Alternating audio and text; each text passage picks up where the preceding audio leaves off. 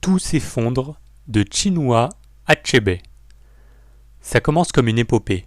Des tambours, des luttes, des chants d'igname. Une communauté soudée par les rites. On se croit dans un monde clos, intouchable. Puis, sans crier gare, la faille s'ouvre. Ce qui vibrait comme une célébration se tend, se fixure. Et l'on comprend vite que la fête cache une tragédie annoncée. Tout s'effondre, publié en 1958, nous emmène au cœur d'un village Igbo, dans le Nigeria de la fin du XIXe siècle. Le héros, Okongno, s'est construit à la force du poignet, comme l'ombre d'un père doux, pauvre, jugé lâche. Champion de lutte, fermier prospère, il n'a qu'une obsession, ne jamais faiblir. Sa raideur devient son armure, et bientôt sa prison.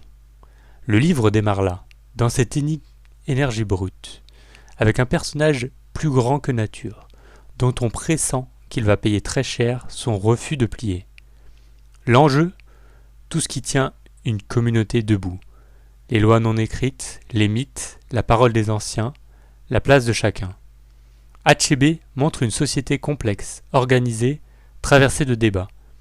La justice, la dette, la faute, le destin personnel, le fameux chi, tout circule à hauteur d'homme.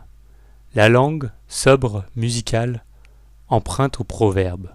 On entend la voix collective, on voit comment le récit épouse l'oralité sans folkloriser.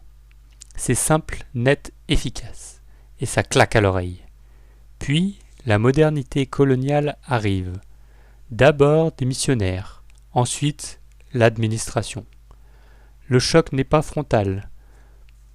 Il est insidieux, tissé de malentendus, de conversions, de fissures familiales. Entre-temps, Okongno a commis l'irréparable, puis l'accident qui l'exile. Lorsqu'il revient, le village n'est déjà plus le même. On connaît la suite. La colère, le geste de trop, l'isolement. Achebe ose une fin sèche, presque clinique, qui glace. On se dit que la tragédie grecque a pris un passeport africain sans perdre sa force. L'obstination d'un homme face au mouvement de l'histoire.